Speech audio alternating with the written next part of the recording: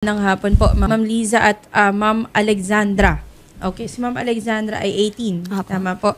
Okay, may legal wife. Kayo po ang dating kinakasama. Opo. Tama po. Ilang taon po kayo nagsama ni Sir? 22 years po, ma'am. 22. Opo. Tagal-tagal din. Si Sir Rolando Ortega po, ano? Opo, Tama ma'am. po. Ilan po ang inyong anak ni Sir 4 Rolando? po, ma'am. Okay. At lahat po ba sila ay tamang edad Opo, na po? ma'am. Opo, ma'am. Okay. So, sa kasalukuyan, ma'am, ano po ba ang inyo pong hiling kay Sir Rolando? Sa ngayon po kasi, ma'am, dati po, ma'am, maganda pa po yung support niya sa amin. Mhm. Sa ngayon po na nagkaroon po siya ng other woman, unti-unti na pong nawala yung sustento. Mhm. Ito po kasing anak ko, nag-aaral. Ngayon, ang napag-usapan po, siya na lang po ang binubuhay nung ama niya sa ngayon. What do you mean by that, ma'am? So, sa Siya apat na mong lang- anak, Opo. tatlo nakatapos na. Hindi po, ma'am. Yung isa po, yung panganay po, nakapag-asawa na. Okay. 20 years old na po. Yung pangalawa, 19. May anak siya pero hiwalay po sila. Okay. Tapos siya po ngayon 18. Yung bunso po namin, kasama ko po ngayon, nandoon po sa Ilan kabilang taon na po yung bunso? 17 po, So ma'am. nag-iisa na lang po ang menor de edad. Opo, ma'am. Okay. So, sa kanilang apat, si ma'am lang po ang nag-aaral. Opo, ma'am. Siya lang po. So parang napagkasunduan na 500 a day, ibibigay sa kanya, doon kukunin yung almusal, tanghalian, hapunan, baon sa school, pamasahe. Mhm. Ang nangyayari, nung umpisa, okay pa po. Pero sa ngayon po, unti-unti po na pong nawawala. Last niyang bigay, nung Sabado, 200 pesos lang po. Hanggang ngayon, wala na po. Ano po ang dahilan niya, ma'am? Bakit po 200 pesos na yung binigay niya? Ang sabi, pamasahe niya, kasi may practice po sila nung Sabado. So, binigyan siya ng 200 pesos. Ngayon, yun na lang po. Wala na po, hindi na po nauulit.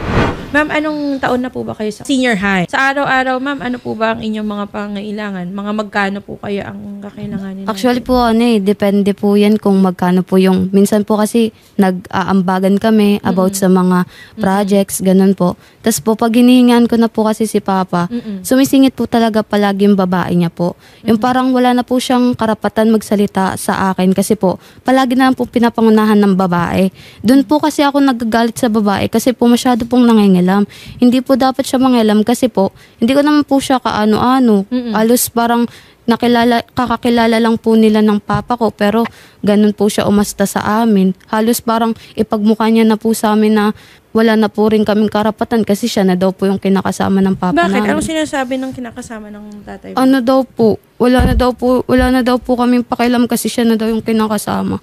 Tapos sinisisi niya po palagi yung nanay ko na Kasi po, ma'am, kasalanan daw po. ng Kasalanan nanay ko daw po, ma'am. Kasi sa totoo lang po, ma'am, depressed minsan ako sa mga nangyayari. Yung naglalaro-laro ako ng tong-et. Parang ganun. So, lagi niyang inaano yung ganun na bagay. Okay. Sabi ko naman sa kanya, hindi lang naman po ako ang naggagawa ng ganun. Pati ikaw, gumagawa rin naman ng ganun. Sabi ko sa kanya, kahit naman po naglalaro-laro ako ng ganun, hindi ko naman po pinabayaan yung mga anak ko. Tapos po, pinagmumukha po ng babae na wala na daw po kami magagawa kasi nasa sa kanya na daw po yung papa ko. Masyado niya na pong inaangkin yung papa ko po. Tapos Okay. sabi niya po dito sa chat, may sinabi po siya na pag na-deactivate daw po yung account ng papa ko, pinapanalangin niya pa daw po yun para daw po hindi na po ako masustentuhan. Yung parang pinagmumukha niya po sa akin na ayaw po talaga niyang pakainin ako. Tapos yung sa bahay rin po, parang inaano ng babae si Papa na pinupush na ata ng babae si Papa na wag na pong bayaran yung bahay, bahala na po Parang bahay kami. po Ganun. namin. Kasi ako na lang po yung inaano niya, yung parang pinupoint po ng babae na si Sandra na lang naman yung inaan mo dyan, di kunin na lang natin. Parang gusto nila yung ganun.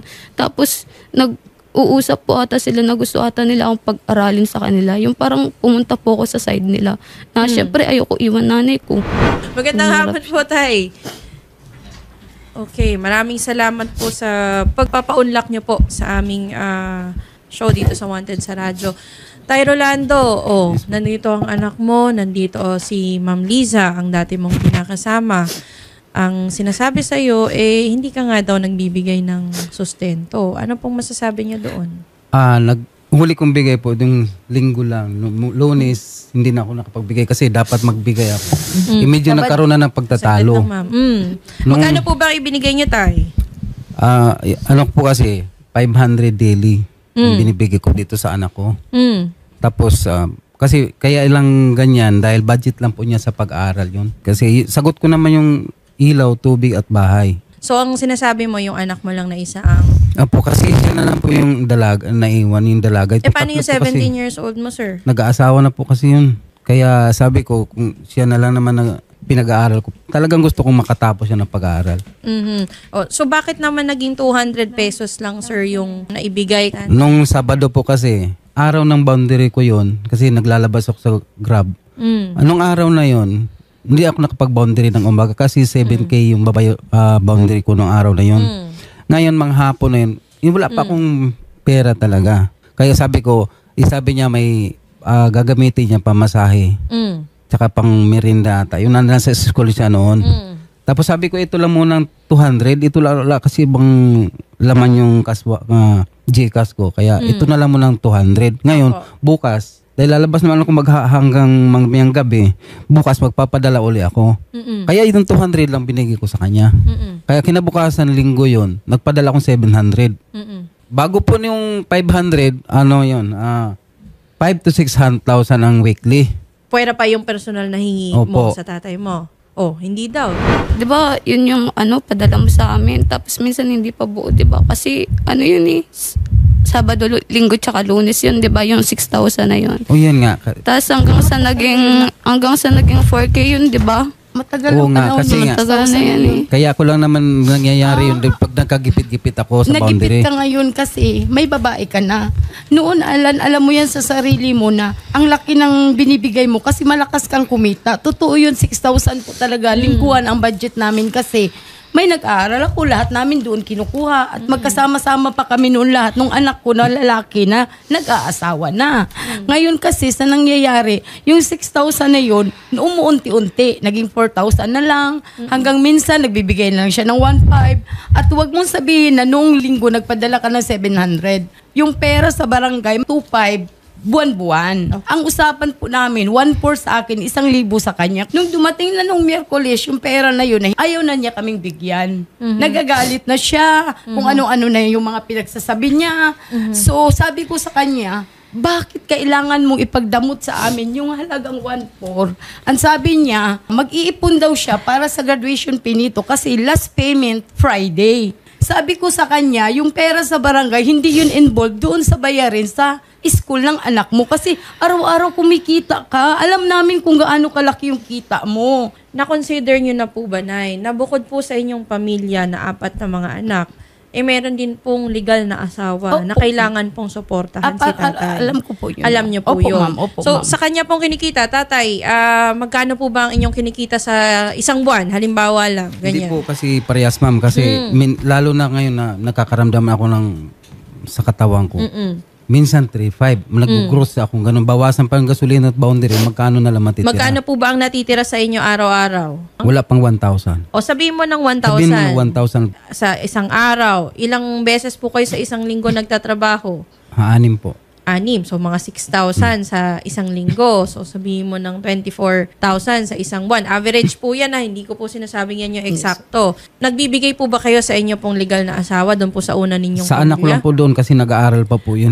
So nagbibigay din po kayo. Magkano po ang ibinibigay niyo doon sa inyong... Depende na lang po kung magkano yung hingiin niya mga pamasahe. Depende Na po. kung manghihingi lang yun.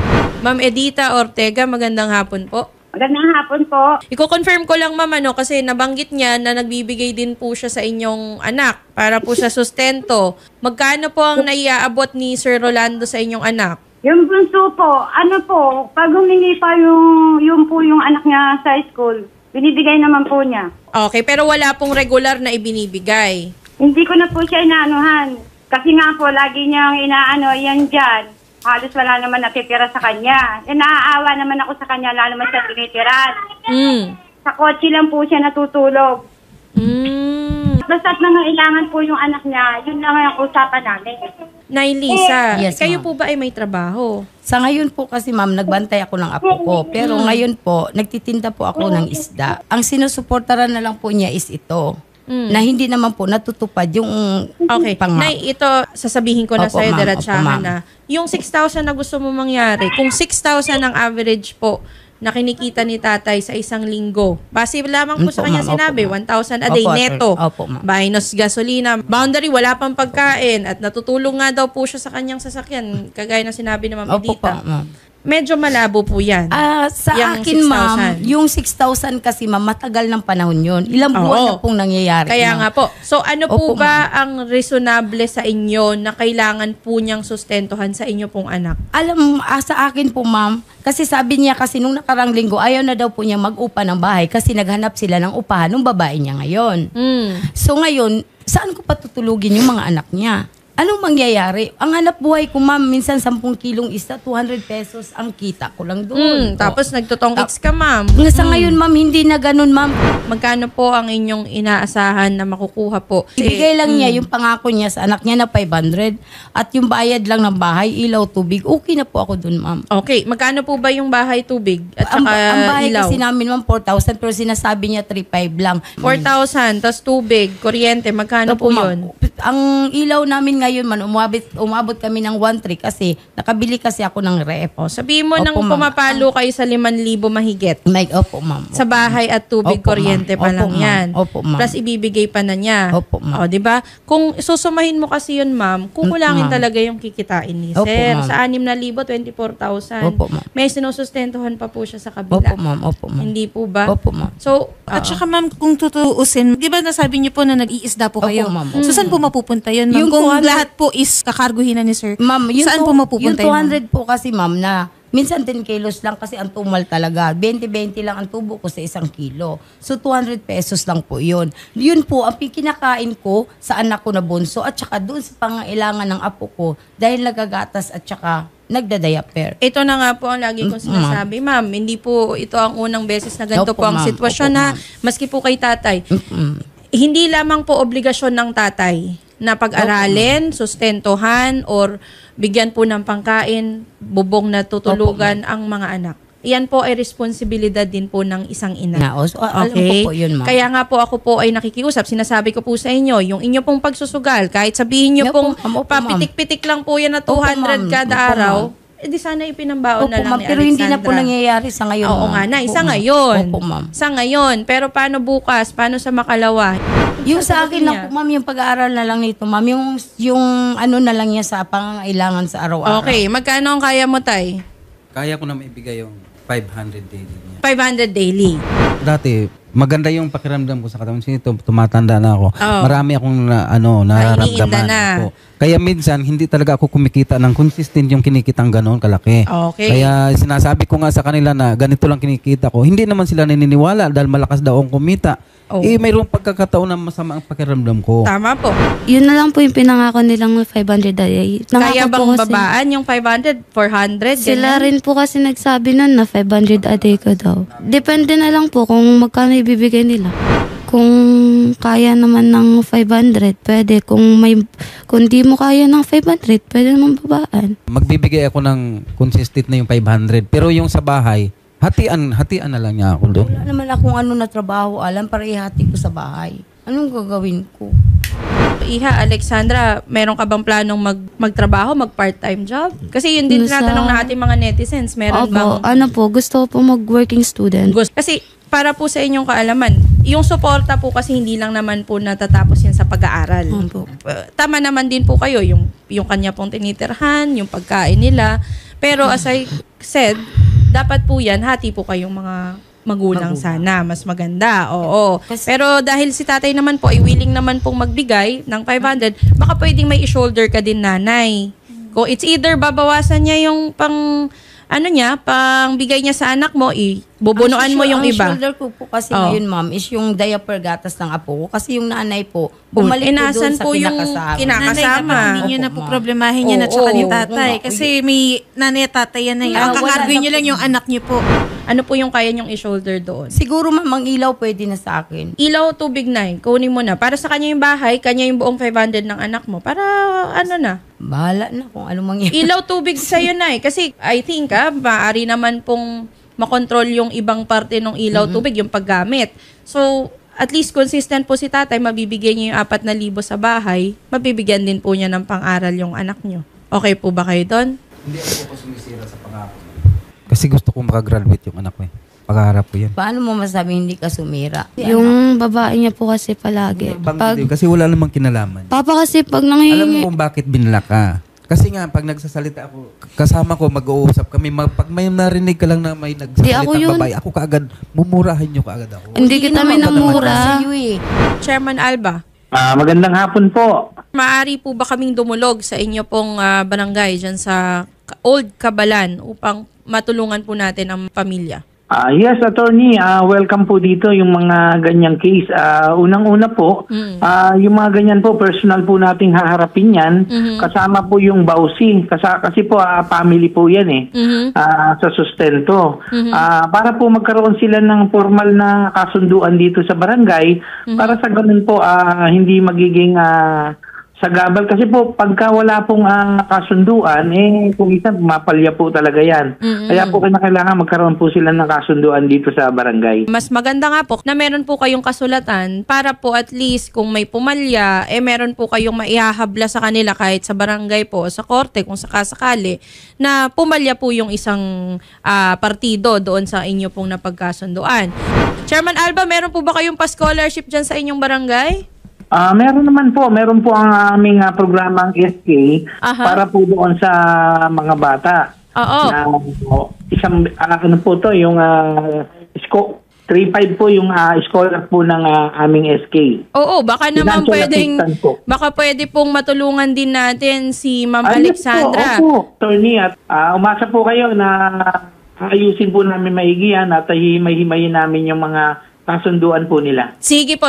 Chairman Alba, kami po, kasama po ang team ng Wanted sa radyo ay sasama po para ma-schedule na natin tong sila Sir Rolando at Ma'am Lisa. No problem po, ma'am. Hintayin ko na lang po sila rito sa barangay. Sige po. Maraming salamat po, Chairman Rolando Thank you po, Alba thank you po. ng Okay. Barangay Old Cabalan, Olongapo City. So ganito po, Ma'am. Sir Rolando, kayo po ba ay okay po na magkita po sa barangay? Okay po, ma'am. Okay, para yung kasulatan ninyo, yun na po yung masusunod. Yes, Okay? Mahal naman kasi gusto ko mag-aral, ma'am. Dapat naman kung sila rin ka. Ayoko magkayaan tayo dito. Yan na lang nag-iisa na anak kung gusto kong makatapos. Kaya nagsikapan ko na igagapan ko siya. Pangako sa kanya, igagapan ko yung pag-aaral niya. Pangarap ko makatapos siya kahit sinong mga anak ko. Pero siya lang yung natitira, nagsipag-asawa na yung 3. Di naman, Paraan. wala naman po akong galit sa kanya. Nagte-thank you po nga ako sa kanya kasi gusto ko po kasi makagraduate. Kasi po, gusto ko pong suklian lahat ng mga ginastos niya po. Masaya ka ba na okay na kayo ng anak mo? Opo. Okay, sige. Okay ka na din? O yan, happy na sila. Sige po, nanay, Yes. wag po kayong umalis agad at kakausapin po namin kayo sa kabilang studio. Kayo din po tay para po ma-schedule na natin kayo sa barangay, okay? Salamat po. Salamat din, Alexandra, sa Thank inyong you po. panahon. Thank you po. Salamat po.